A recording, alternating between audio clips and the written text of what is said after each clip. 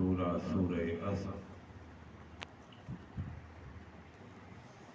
جسے اپنی گفتگو کا عنوان قرار دیا.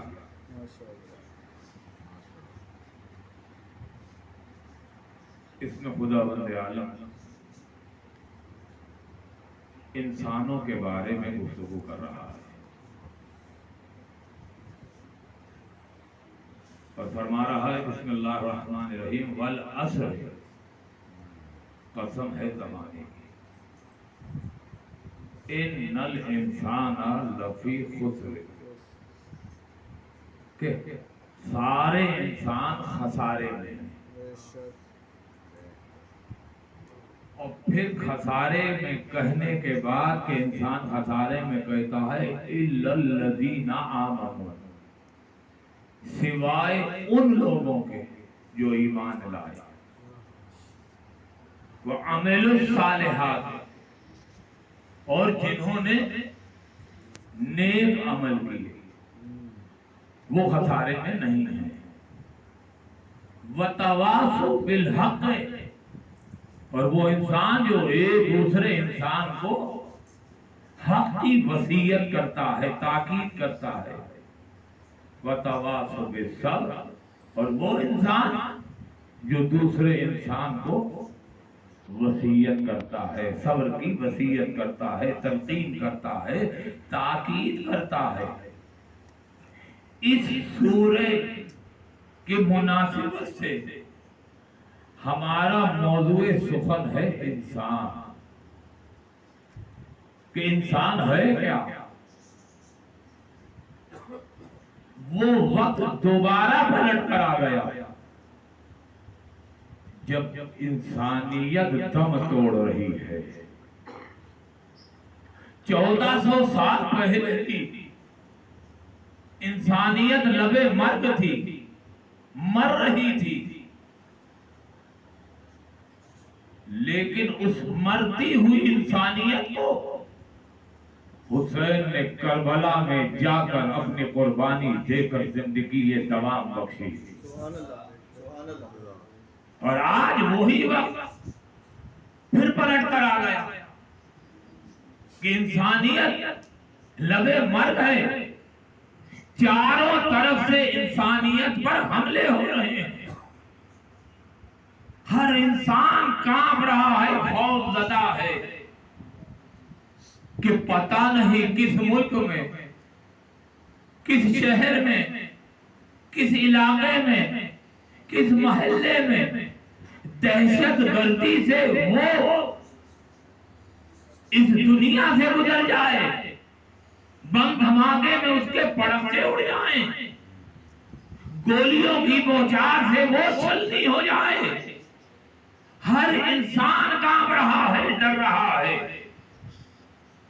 انسان خوف زدہ ہے. لیکن یاد رکھیے یہی انسان کائنات کا دھڑکتا ہوا دل ہے. اسی انسان کو انسان بنانے کے لیے اللہ نے 1,24,000 رہبر کو بھیجا تاکہ انسان انسان بن جائے. لیکن جب انسان نے ان رہبروں کو چھوڑا تو یہی انسان درندہ بن گیا. انسان کی کو سمجھنے کے پہلے انسانیت کو سمجھنا ہوگا.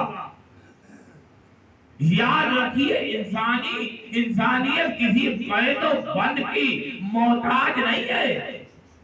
انسانیت قید نہیں ہے بلکہ آزاد ہے.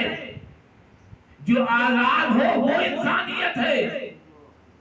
کالا ہو، گورا ہو، لمبا ہو، ٹھگنا ہو، بادشاہ ہو، غلام ہو، مسلمان ہو، ہندو ہو، عیسائی ہو، سکھ ہو، مجوسی ہو، آتش پرست ہو، سب کچھ ٹکڑوں میں بٹنے کے بعد بھی یہ انسان میں ایک چیز کامن ہے کہ یہ سب انسان ہے. قرآن نے انسان کو بڑی اہمیت دی ہے. اسلام نے انسان کو اہمیت دی ہے، اس کی عزت بنائی ہے. صرف انسان ہی اللہ کی مخلوق نہیں ہے، یہ جمادات ہو، نباتات ہو، حیوانات ہو، یہ سب اللہ کی مخلوق ہے کہ نہیں ہے؟ سب اللہ کی مخلوق ہے. لیکن فرق ہے کہ یہ جو مخلوق ہے اسے اللہ نے نہ عقل دی، نہ شعور دیا، نہ سوچ دی، نہ زبان دی، نہ فکر دی، نہ کوئی نظریہ دیا، لیکن ان کا وجود ہے اتنا بڑا وجود جو انسانوں سے بڑا. ان پہاڑوں کو دیکھیے کتنا بڑا وجود ہے، اس کے آگے انسان کی کیا حیثیت ہے. جانوروں کو دیکھیے کتنی طاقت ہے، درندہ ہے، چیڑ پھاڑ کر انسان کو کھا جائے، اس کے آگے انسان کی کیا اوقات. نباتات میں درختوں کو لے لیجیے، کتنے بڑے بڑے درخت ہیں کہ انسان ان کے آگے بہت چھوٹا ہے، لیکن قدرت نے اپنی تمام مخلوقات میں انسان کو عقل دے کر ان باقی تمام مخلوقات کا حاکم بنا دیا. اور یہی انسان جو پہاڑ کے آگے کچھ نہیں ہے، اس انسان نے اپنی عقل سے ان پہاڑوں کے درمیان راستے بنا دیے. انہی پہاڑوں کے پتھروں سے اپنے گھر بنا لیے. درندوں میں دیکھیے ڈائنوسار کتنے بڑے تھے، یہ ہاتھی، یہ شیر، یہ چیتے، یہ بھیڑیے درندے ہیں. لیکن انسان کو جب اللہ نے عقل دی تو اسی انسان نے ان کو اپنا موتی بنا کر سرکس سے اندر لے آیا. اسی ہاتھی اور شیر سے کرتب کرا رہا ہے. کتنے بڑے درخت ہیں، ان کو کاٹ کاٹ کر انسان نے اپنے گھر کے فرنیچر دروازے بنا لیے. لیکن یہ انسان جو حکومت بھی چاہتا ہے، بادشاہت بھی چاہتا ہے، اقتدار پہ قبضہ کرنا بھی چاہتا ہے، خلافتوں پہ قبضہ کرنا چاہتا ہے، اور اس نے انسانوں کو مختلف خانوں میں بانٹ دیا. مختلف خانوں میں بانٹا کیوں؟ تاکہ اسے بادشاہت مل جائے. لیکن قرآن نے صاف لفظوں میں کہہ دیا کہ بادشاہت تم انسانوں کے نہیں، بلکہ سورہ ملک کی پہلی آیت نے کہا تبارک الذی بیدہ الملک، بیدہ الملک، کہ بابرکت ہے وہ اللہ جس کے ہاتھوں میں سارے جہان کی بادشاہت ہے. اور سورہ آل عمران میں بھی 189 آیت میں کہہ رہا ہے کہ للہ ملک السماوات والارض، وہ اللہ ہی ہے جو زمین اور آسمان کا بادشاہ ہے. بادشاہت انسانوں کا نہیں ہے. اگر انسانوں کے لیے بادشاہت ہوتی تو اللہ کے نزدیک جو سب سے بڑی شے ہے، بڑی ذات ہے، وہ کون ہے؟ وہ اس کا حبیب اور ہمارا نبی حضرت محمد مصطفیٰ صلی اللہ علیہ وآلہ وسلم.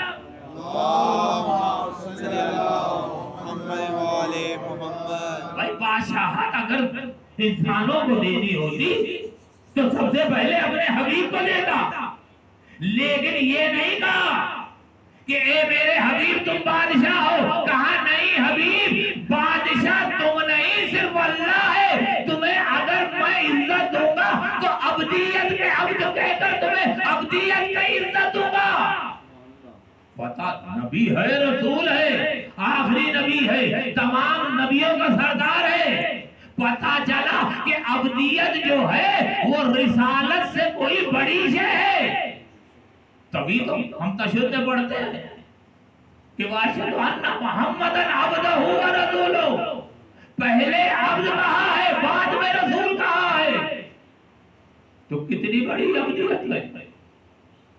کہ اللہ کہتا ہے کہ بادشاہ جو ہے ایک درود پڑھی اللہم صلی علی محمد و آل محمد اور محمد و آل محمد بلندتر صلوات اللہم صلی علی محمد و آل محمد نعرہ تکبیر اللہ اکبر نعرہ رسالت یا رسول اللہ نعرہ حیدری یا علی اور اسی انسان نے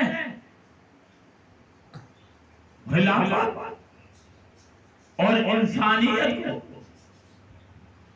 قبضہ کرنے کے لیے وہ زمین جو اللہ نے انسانوں کے لیے بنائی اسی انسان نے اس زمین کے ٹکڑے ٹکڑے کر دیے کیا کیا یہ تمہارا ملک ہے یہ ہمارا ملک ہے یہ اس کا ملک ہے یہ فلانے کا ملک ہے انہوں نے زمین کے حصے کر دیے قابل ہو گئے سمجھتے ہیں کہ ہم بادشاہ ہیں اللہ نے پانی دیا تمام انسانوں کے لیے درود پڑھیے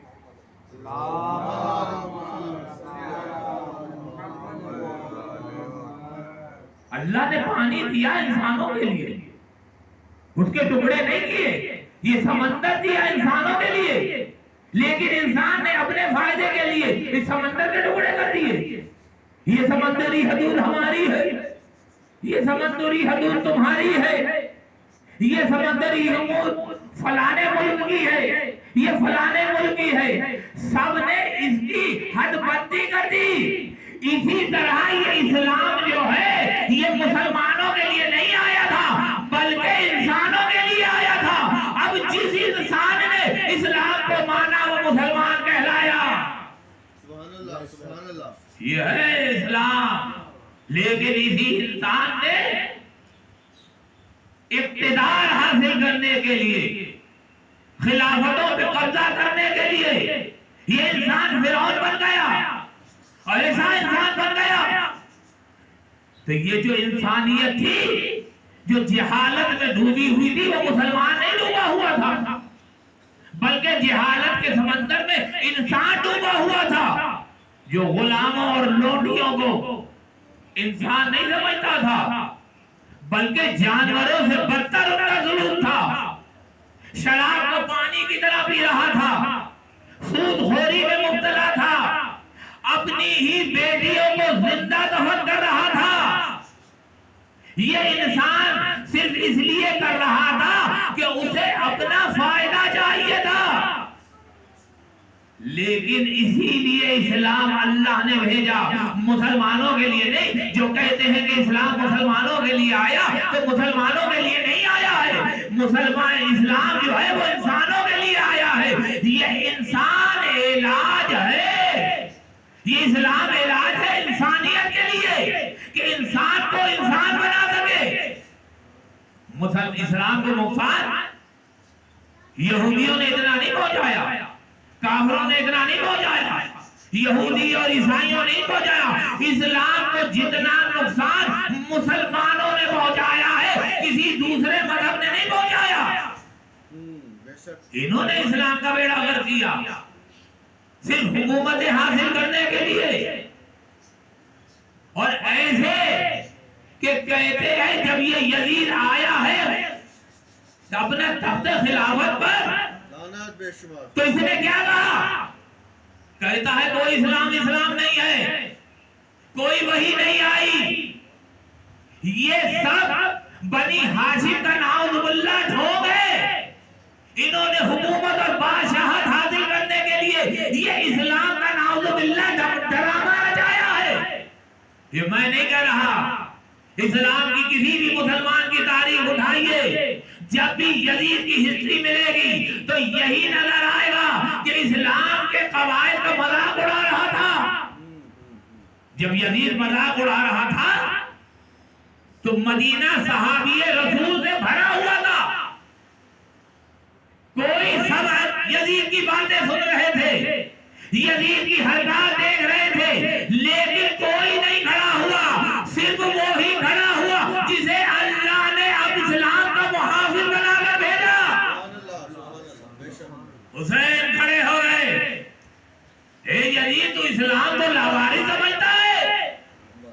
یہ میرے اللہ کا دین ہے، اس دین میں میرے نانا کی شریعت ہے، اللہ نے مجھے اسلام کا محافظ بنا کر بھیجا ہے، میں اس اسلام کو ختم نہیں ہونے دوں گا۔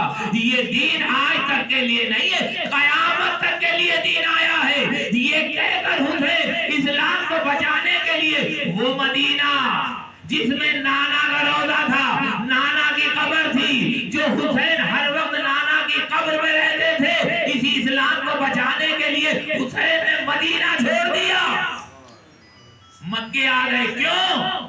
جائے امان کی جگہ ہے، جہاں بال نہیں توڑا جا سکتا، جنوں کو نہیں مارا جا سکتا، کیونکہ امن کی جگہ ہے۔ حسین اتنے مہینے مکے میں رہے، لیکن جب حج کا زمانہ آیا تو یزید نے پھر چال چلی کہ حاجیوں کے لباس میں قاتلوں کو بھیج دیا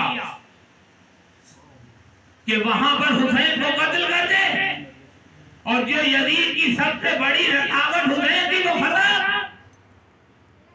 تو یزید تخت و تاج کا مکمل بادشاہ ہو جائے گا، کیونکہ جانتا ہے کہ خلافت کا حق میرا نہیں ہے، وہ فرزند رسول کا ہے، اس لیے چاہ رہا تھا کہ حسین سے بیعت لے لی جائے۔ جب حسین نے بیعت نہیں لی تو خط لکھ کر بھیجا کہ اگر بیعت نہ کرے تو حسین کا سر کاٹ دو۔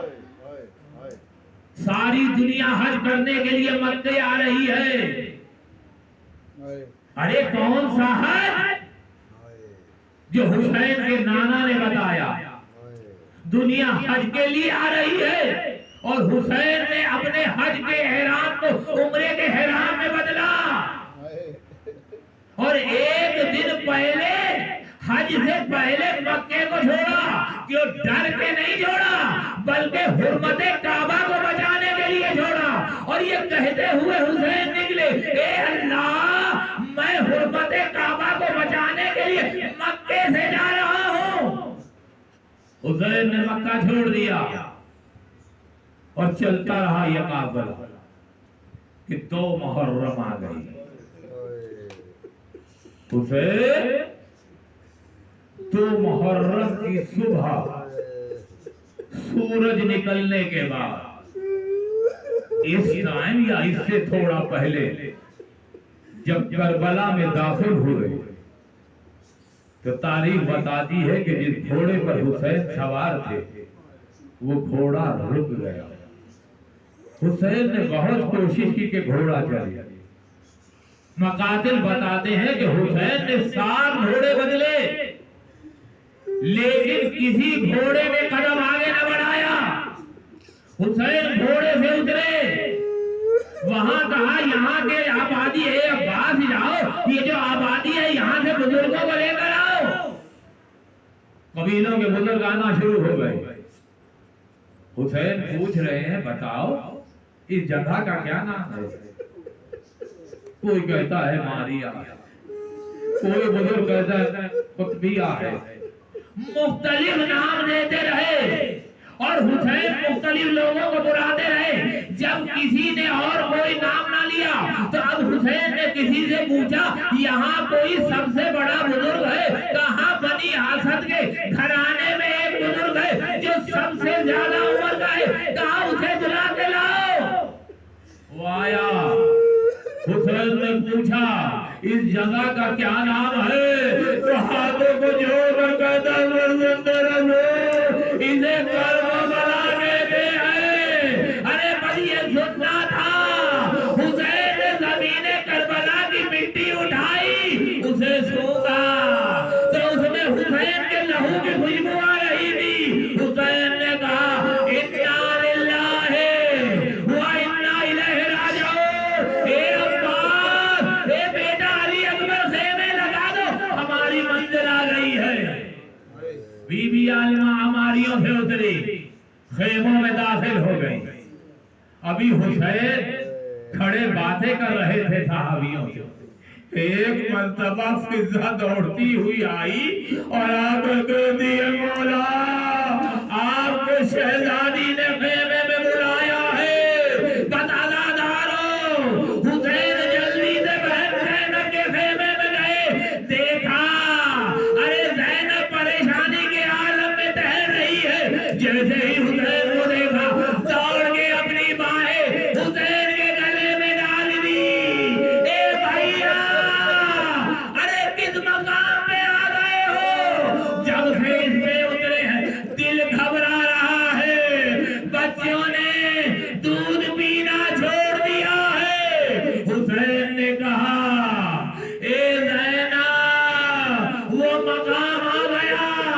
जिसे करबला कहते हैं। ए ज़ैनब, अब हमारे और तुम्हारे दरमियान कुछ दिनों के बाद जुदाई होगी। तेरा भाई हुसैन 3 दिन का भूखा प्यासा मारा जाएगा। अरे ज़ैनब कहती है भैया यहाँ से चलो। अरे खेमे के पीछे अरे किसी ज़ईफ़ा के रोने की आवाज आ रही है, जो हुसैन के रो रही है। ए भैया, वो बुर्के वाली बीवी कौन है? हुसैन की चीखें निकल गई। ए ज़ैनब, अरे तुमने अम्मा को नहीं पहचाना? अरे बोलो, वो मकबूल हमारी माँ फातिमा है। ए ज़ैनब, जब से हुसैन ने मदीने को जोड़ा है, अम्मा ने बगी को जोड़ दिया है। बस अज़ादारो, हुसैन ने पूछा ये ज़मीने करबला का मालिक कौन है? पता चला बनी असद के लोग हैं। कहा बुला के लाओ, मैं ये जमीन खरीदना चाहता हूँ। बनी असद के लोग आए। कहा फर्जंदे रसूल, ये जमीन रहने के काबिल नहीं है। यहाँ से अल्लाह का जो भी नबी गुजरा है रोता हुआ गया है, अज़ियत से गुजरा है, अपना खून देकर गुजरा है। कहा नहीं, हम इस जगह को आबाद करेंगे। कहा क्या काम लोगे? कहा मौला हम आपको हदिया करते हैं। कहा नहीं, आखिर में 60,000 दिरहम में हुसैन ने ज़मीने करबला को खरीदा। और खरीदने के बाद कहा ए बनी असद के लोगों, अरे मैं ये जमीन तुम्हें हिबा करता हूँ, लेकिन एक बात याद रखना, कुछ दिनों के बाद यहाँ जंग होगी, हम सब कत्ल हो जाएंगे, हमारी लाशें बेघोरों कब्र बड़ी होगी। देखो, जब यजीद का लश्कर चला जाए तो खबर खोद के हमें दफन कर देना। और उसके बाद गाए बनी अजब के मर्दों, तो वापस जाओ, अपनी औरतों को भेज दो। औरतें आई, फर्जंदे रसूल क्या हुक्म है? आज जानती हो, ये जमीन हमने खरीद के तुम्हारे कबीले को हुबा कर दी है। तुम्हारे मर्दों को हुसैन ने वसीयत की है कि जब हम कत्ल हो जाए, हमारी लाशों को दफन कर देना। लेकिन एक ही भी हो, अगर तुम्हारे मर्द फौजे अशकिया से डर जाए और हमारी लाशें ना दफन करे, तो तुम गड़ा खोद कर हमारी लाशों को दफन कर देना। और भाई बीवियों, तुम भी जाओ, अब अपने बच्चों को भेज दो। अरे बनी असद ने अपने बच्चों को भेजा। हुसैन ने बच्चों से कहा ए बच्चों, कुछ दिनों के बाद यहाँ जंग होगी, हम सब मारे जाएंगे, हमारी लाशें बेघोरों कब्र पड़ी होगी। देखो बच्चों, अगर तुम्हारे माँ बाप यजीद की फौज के डर से हमें दफन न करे, तो तुम कैसे होने वाला? एक मुट्ठी मिट्टी उठाकर हमारी लाश में डाल देना। हाय अज़ादारों, हुसैन को दफन होने का कितना शौक था, वसीयत देगी, उसके बावजूद भी अरे जब हुसैन कत्ल हो गए तो 3 दिन तक हुसैन की लाश अरे धूप में करबला की जमीन पे बेघोरों कफन टेढ़ी थी। कोई नहीं था जो रसूल के बेटे को दफन करता।